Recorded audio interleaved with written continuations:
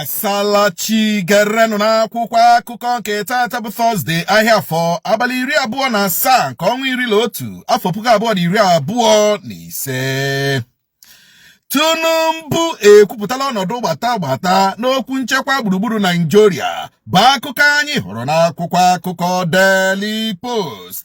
N'otu akwụkwọ akụkọ Daily Post ka anyị hụrụ akụkọ sịrị enweghị nchekwa.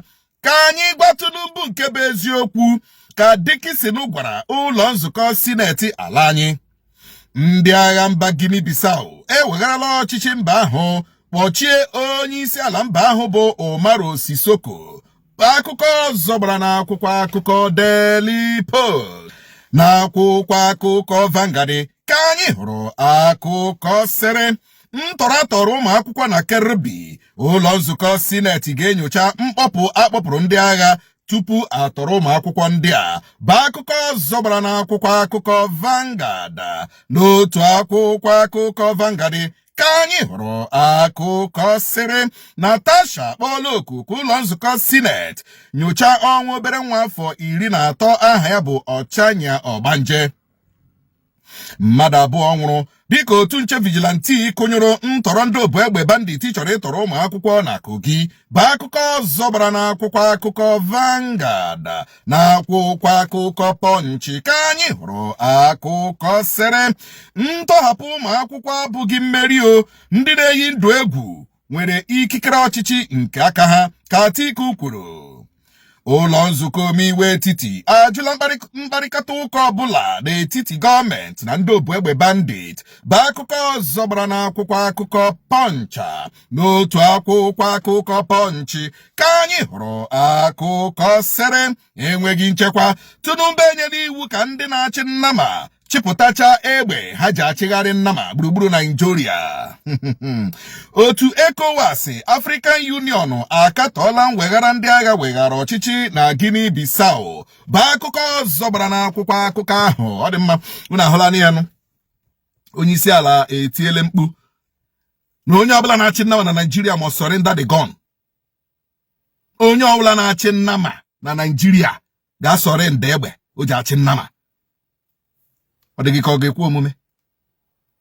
No, I'm asking you now, nwa afọ Nigeria. Ọ dịghị ka ọ ga-ekwu omume? Ọ dịghị possible.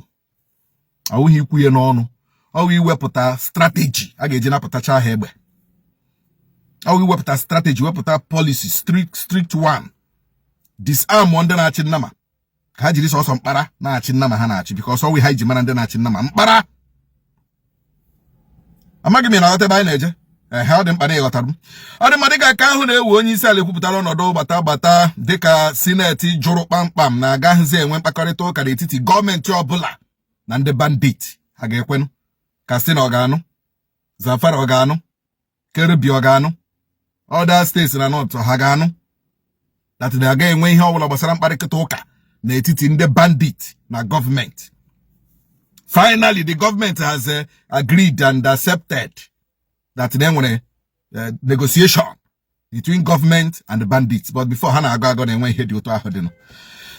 Ọ dị mma, ụlọ nzukọ sineti ga-enyocha mkpọpụ akpọpụrụ ndị agha before atọrọ ụmụaka na Kebbi.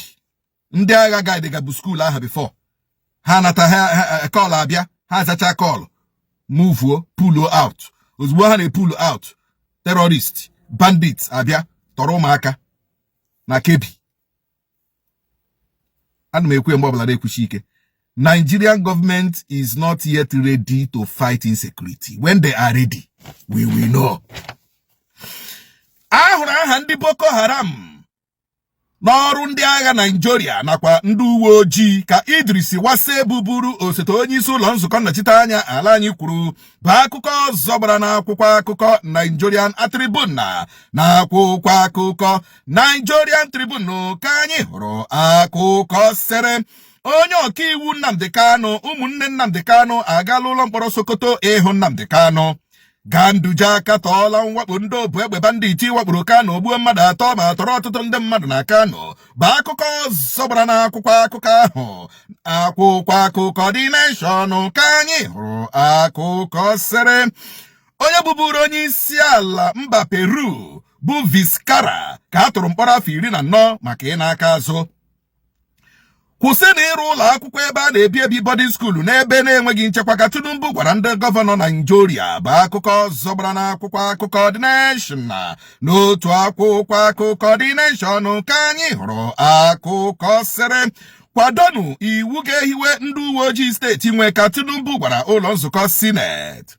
Jonathan so na ndị ndu Afrịka bụ ndị ka nọ na mba Guinea-Bissau dịka ndị agha wakporo mba ahụ ma weghara ọchịchị mba ahụ ụnyaahụ bụ akụkọ zọbara n'akwụkwọ akụkọ Dosode. N'otu akwụkwọ akụkọ Dosode ka anyị hụrụ akụkọ sịrị ndị gọvanọ ala Yoruba akwadola ka onye ọbụla bi n'ala Yoruba nwee ejirimara ID card.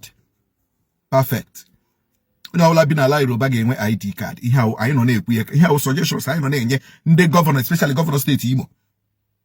Everybody bataga na this state must have an identity card. Ka anyị mara onye ewu.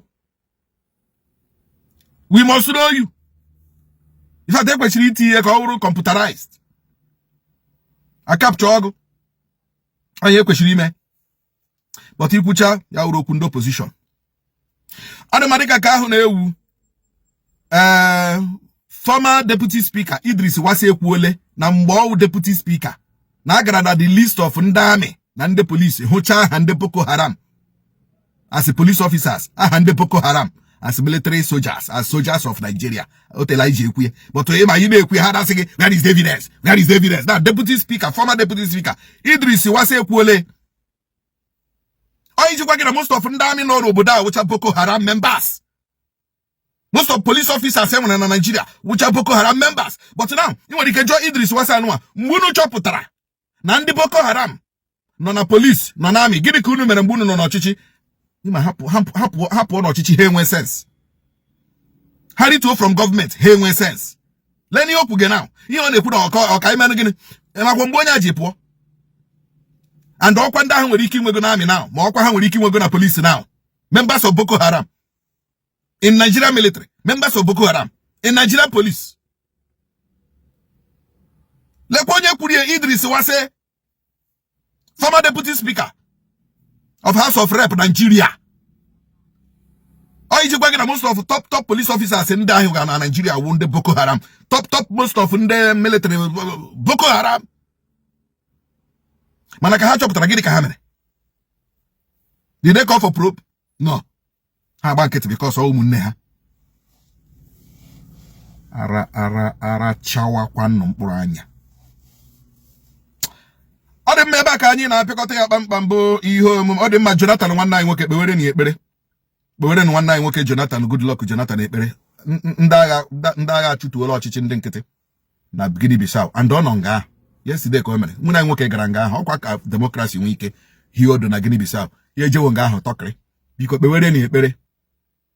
Ama na ọ ga-alọta but kpewere ni ekpere ma ndị agha o nwere otu bere na ha na-esi atọ na atọ. Ọ nọ nga ahụ eme queue. And agbachiela airport, gbachi everywhere. Tinye na ekpere o. Oke mkpa. Mana ọ ga-ayọ ihe ọ ga-enwe ihe ga-eme. Ọ dị ebe ka anyị na-apịkọta kpamkpam ihe ọma na akwụkwọ akọbịara gị kpọmkwem na Nsokwachi Watch, ebe na Nsokwachi na TikTok, na official Nsokwa TV na YouTube ka chi m na-efe ga n'ihu Gojibola men nọkọbachita Gajibola anyị niile siriri werere.